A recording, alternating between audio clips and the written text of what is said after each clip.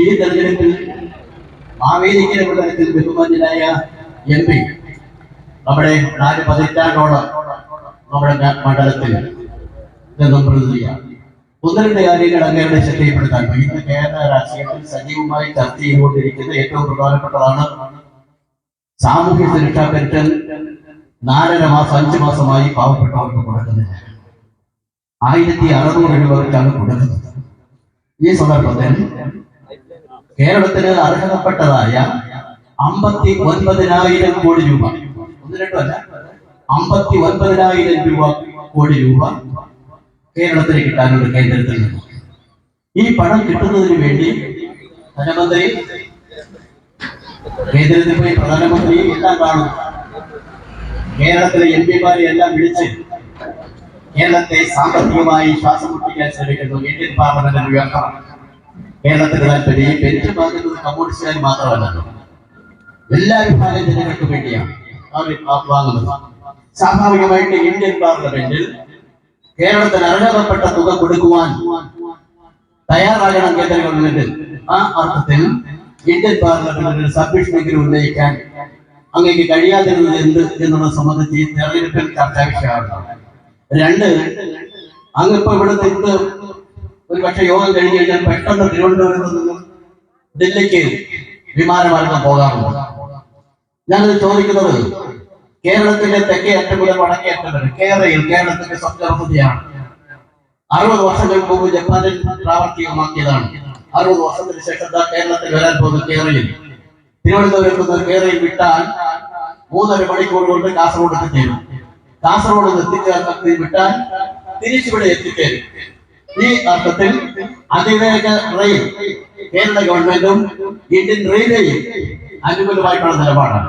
എന്റെ അക്കാര്യത്തിൽ MP എന്ന നിലയ്ക്ക് അങ്ങയുടെ സമീപനം എന്ത് എന്നുള്ള സംബന്ധിച്ച് 2 കാര്യത്തെ സംബന്ധിച്ച് വേറെയുള്ള കാര്യങ്ങളെ സംബന്ധിച്ച് ഒന്നും ഇതില്ല. തൊട്ടടുത്തുള്ള ഒരു സംസ്ഥാനമുണ്ട് തമിഴ്നാട്. ആ തമിഴ്നാട്ടിൽ പാർലമെന്റ് കൂടുന്ന സമയത്ത് അവിടുത്തെ മുഖ്യമന്ത്രി MP-മാരെ എല്ലാം വിളിക്കാം. ആ സംസ്ഥാനത്തിലെ മുഴുവൻ കാര്യങ്ങളെ സംബന്ധിച്ച് പറയും, നിങ്ങൾ പാർലമെന്റിൽ ഉന്നയിക്കണം.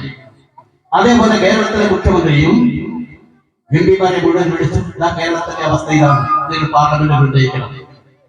തമിഴ്നാട്ടിലെ മുഴുവൻ MP-മാരും പാർലമെന്റ് അവരുടെ സംസ്ഥാനത്തിന്റെ താല്പര്യത്തെ സംബന്ധിച്ച് ശബ്ദമുയർത്തുമ്പോൾ ഇവിടെ മുഖ്യമന്ത്രി വിളിച്ചു ചേർത്ത യോഗത്തിൽ പങ്കെടുക്കുകയും ഒരക്ഷരം പോലും പറയാതിരിക്കുകയും ചെയ്തത് രാഷ്ട്രീയത്തിന് ഉപരിയായി ജനങ്ങളോടുള്ള താല്പര്യമുണ്ടെങ്കിൽ സ്വാഭാവികമായിട്ട് ഉന്നയിക്കണം.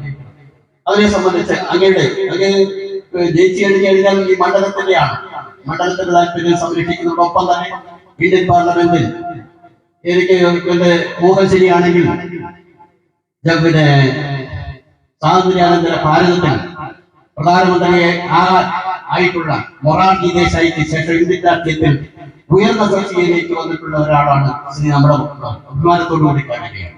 അങ്ങനെയുള്ള ഒരാൾ സ്വാഭാവികമായിട്ട് രാജ്യത്തിന്റെ താല്പര്യം, പ്രത്യേകിച്ച് സംസ്ഥാനത്തിന്റെ താല്പര്യം സംരക്ഷിക്കുന്നതിന് ഇന്ത്യൻ പാർലമെന്റിൽ തന്നെ ശബ്ദം ഉയർത്തേണ്ടതാണ്. ഇത് ഞാനിപ്പോ ഇവിടെ സൂചിപ്പിക്കുന്നത് തെരഞ്ഞെടുപ്പ് വരാൻ പോകുന്നത്. അടുത്ത പ്രാവശ്യം അദ്ദേഹം ആയിരിക്കാം മിക്കവാറും സ്ഥാനാർത്ഥികൾ പത്രത്തോടുമായിട്ട്.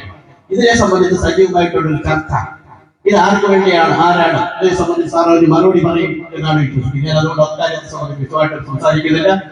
കാര്യങ്ങൾക്ക് ഞാൻ മറുപടി പറയണം എന്ന് അദ്ദേഹം പറയുകയുണ്ടായി. അദ്ദേഹം പറഞ്ഞത് ഒന്നാമത്തെ കാര്യം, പെൻഷൻ കുടിശ്ശിക അത് കേന്ദ്ര ഗവൺമെന്റ് പണം കൊടുക്കാത്തത് കൊണ്ടാണ്. അതുമായി ബന്ധപ്പെട്ട് കേന്ദ്രത്തിൽ പാർലമെന്റിൽ ഒരു പ്രമേയം അവതരിപ്പിച്ചില്ല എന്ന് പറയുന്നത്. സാധാരണഗതിയിൽ മുമ്പും പെൻഷൻ കുടിശ്ശിക കേന്ദ്ര ഗവൺമെന്റ് ഭാഗത്ത് വരുമ്പോൾ സംസ്ഥാന ഗവൺമെന്റ് കേന്ദ്ര ഗവൺമെന്റ് കുടിശ്ശിക കൂടി ചേർത്ത് അത് കൊടുക്കുകയും പിന്നീട് കേന്ദ്രത്തിന് ആ കൊടുത്ത തുകയുടെ അപേക്ഷ സമർപ്പിക്കുമ്പോൾ കേന്ദ്രം ആ തുക റിലീസ് ചെയ്ത് കൊടുക്കുന്നതാണ് സാധാരണ ഇതിൽ പതിവ്. എന്നാൽ ഇത്തവണ സംസ്ഥാന ഗവൺമെന്റിന്റെ സാമ്പത്തിക സ്ഥിതി പരിതാപകരമായതുകൊണ്ട് സംസ്ഥാന ഗവൺമെന്റ് വിഹിതമോ കേന്ദ്രത്തിന് വിഹിതമോ കൊടുക്കാൻ ഒരുമിച്ച് ചേർത്ത് കൊടുക്കാൻ കഴിഞ്ഞില്ലായിരുന്നു. അപ്പൊ അതുകൊണ്ട് മുൻകാലങ്ങളിലും കേന്ദ്രത്തിന്റെ വിഹിതം കിട്ടുന്നത് കാലതാമസം വരാറുണ്ട്. അങ്ങനെ കാലതാമസം വരുമ്പോൾ സംസ്ഥാന ഗവൺമെന്റിനെ കേന്ദ്രത്തിന്റെ വിഹിതവും കൂടി കൊടുത്തിട്ട് പിന്നീട് അതിന്റെ യൂട്ടിലൈസേഷൻ സർട്ടിഫിക്കറ്റ് കേന്ദ്ര സർക്കാരിന് കൊടുത്ത് ആ പണം ആ ബന്ധപ്പെട്ട മന്ത്രാലയത്തിന് റിലീസ് ചെയ്ത് വാങ്ങുന്നതാണ് സാധാരണ പതിവ്. എന്നാൽ ഇത്തവണ അത് സംസ്ഥാന ഗവൺമെന്റിന് അങ്ങനെ കൊടുക്കാൻ കഴിയാത്ത സംസ്ഥാന ഗവൺമെന്റ് സാമ്പത്തിക പ്രതിസന്ധി തന്നെയാണ് എന്ന കാര്യത്തിൽ സംശയമില്ല. അതുകൊണ്ട് ഇക്കാര്യത്തിൽ പെൻഷൻ കുടിശ്ശികയുടെ കാര്യത്തിൽ കേന്ദ്രവും സംസ്ഥാനവും തമ്മിലുള്ള ഒരു വിവിധ ഡിപ്പാർട്ട്മെന്റുകൾ തമ്മിലുള്ള ഒരു അണ്ടർസ്റ്റാൻഡിങ്ങിന്റെ പുറത്ത് മുന്നോട്ട് പോകുന്ന ഒരു കാര്യമാണ്. ഇപ്പോൾ പ്രതിസന്ധി വന്നതിന് കാരണം സംസ്ഥാന ഗവൺമെന്റിന് ഉണ്ടായ സാമ്പത്തിക പ്രതിസന്ധിയാണ്. അത് എംപിമാരുടെ മേൽ അത് അവതരിപ്പിക്കാത്തത് കൊണ്ടാണ് ഈ പൈസ കിട്ടാത്തത് എന്ന് പറയുന്നതിന് യാതൊരു അടിസ്ഥാനവുമില്ല എന്ന് ഞാൻ പഞ്ചായത്ത് പ്രസിഡന്റ് അറിയിക്കുകയാണ്. മറ്റൊന്ന് കെ-റെയിലിന് ഞങ്ങൾ എതിരാണ്. ഒരു കാരണവശാലും കെ-റെയിൽ അനുവദിക്കാൻ പറ്റില്ല.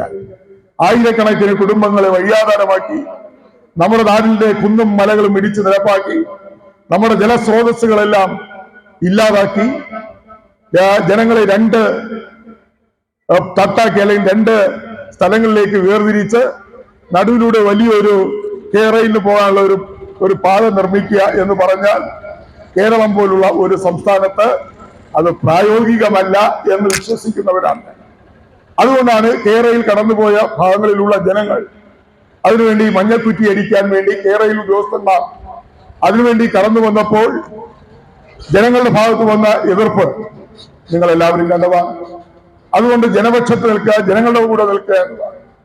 അത് ഞാനാണ് MP എന്ന നിലയിൽ കെ-റെയിലുമായി ബന്ധപ്പെട്ട് മഞ്ഞക്കുറ്റി അടിക്കാനും സർവേ നടത്താനും വന്നപ്പോൾ ആദ്യമായി കെ-റെയിലിനെതിരെ സമരരംഗത്ത് വന്ന ജനപ്രതിനിധി ഞാനാണ്.